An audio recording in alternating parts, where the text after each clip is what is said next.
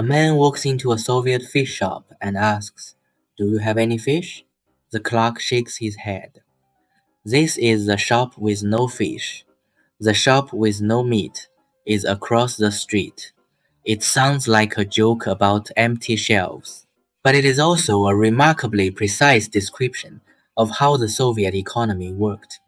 Shortage was not occasional, local, or accidental. It became a permanent feature of the system. So how did the largest country on earth repeatedly run short of meat, shoes, and toilet paper? To understand these jokes, you need to understand the one thing about the Soviet economy. The Soviet Union had prices, but many of those prices were not allowed to do what prices normally do, respond to scarcity. In a market economy, if more people want bread than there is bread, the price goes up. Bakers see profit, they bake more. Problem solved roughly. The Soviet system replaced that mechanism with a committee. A bureau in Moscow decided bread costs 16 kopecks, meat costs 2 rubles per kilo. It doesn't matter if there's enough. It doesn't matter if nobody can find any. The price stays. So what happens when demand exceeds supply, but the price can't move? You get queues, not occasional queues, permanent, structural, built into the system queues. The Hungarian economist János Kornai called this a shortage economy, an economy where shortage isn't a bug, it's a feature. Kornai argued that in socialist systems, demand is essentially infinite, because prices are kept artificially low, while supply is constrained by bureaucratic planning. The result: chronic shortage of almost everything, almost everywhere, almost all the time. The Soviet people understood this perfectly. They just couldn't say it in an economics journal.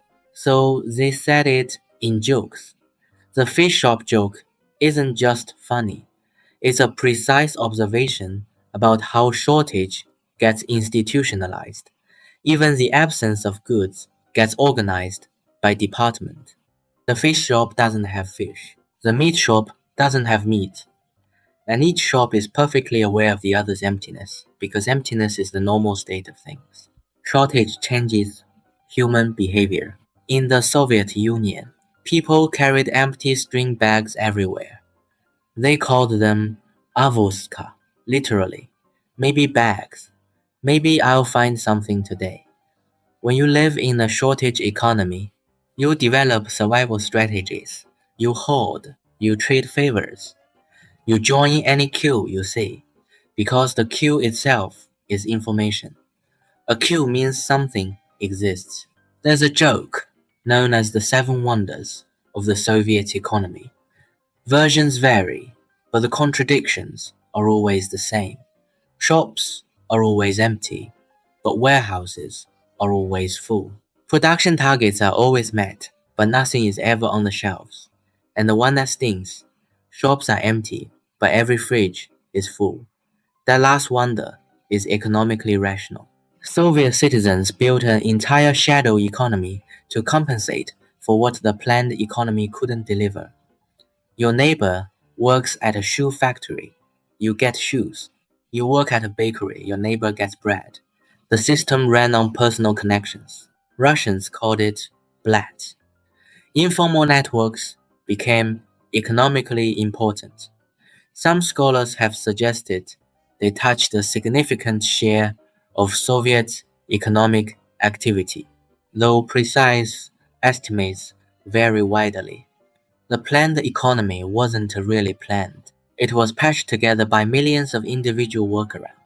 Western observers often assumed Soviet shortages were caused by incompetence, bad harvests, lazy workers, corrupt officials.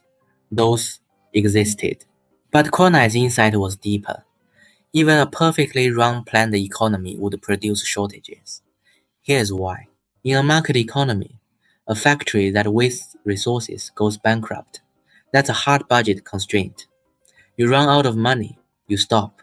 In the Soviet system, State enterprises were generally insulated from bankruptcy and repeated losses. If a factory overspent, the state covered the loss.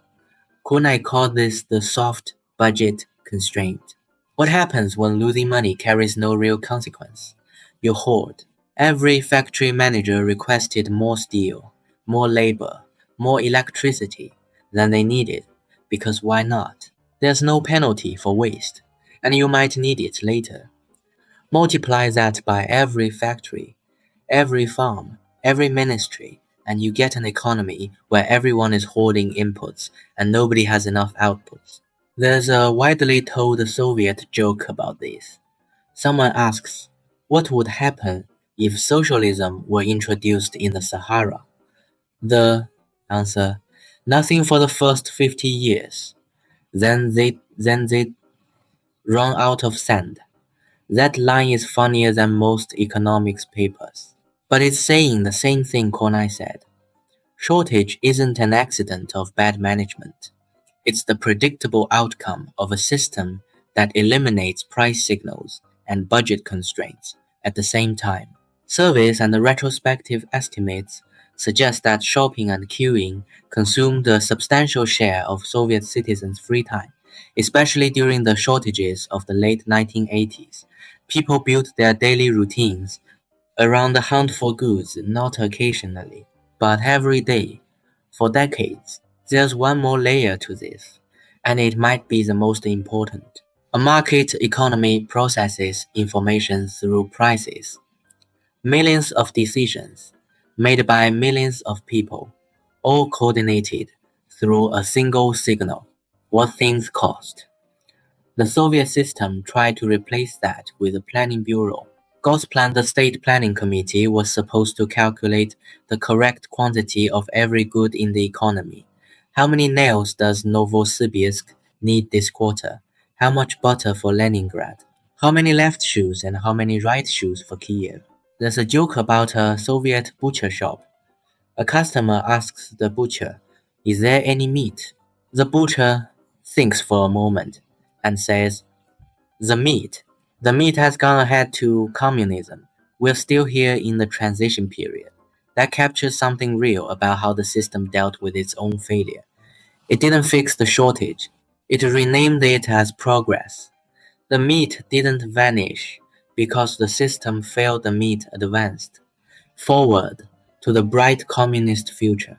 You just had to catch up. The economist Ludwig von Mises predicted this problem in 1920, 30 years before the Soviet shortage crisis became acute. He called it the calculation problem. Without market prices, a central planner cannot know what to produce, in what quantities, for whom. The Soviet experience gave a lasting force to Mises's argument. Though economists still debate what kinds of planning and market mechanisms can coexist. So why tell these stories as jokes? Because jokes were the only uncensored economic analysis available to 280 million people. Every joke encodes a real insight. The fish shop is about departmental fragmentation. The Sahara running out of sand is about bureaucratic resource destruction. The Seven Wonders is a summary of systemic contradictions that Western economists needed entire books to describe. The Soviet people weren't stupid. They were some of the most educated people on earth. They understood their own system perfectly. They just had to express that understanding in a form that could survive whispered at kitchen tables, passed between friends, remembered because it made you laugh. These jokes outlived the Soviet Union by decades. The system they describe is gone, but the insights remain. Next time, we'll look at what happens when the planning system tries to measure success and how every metric it invents gets gamed into absurdity.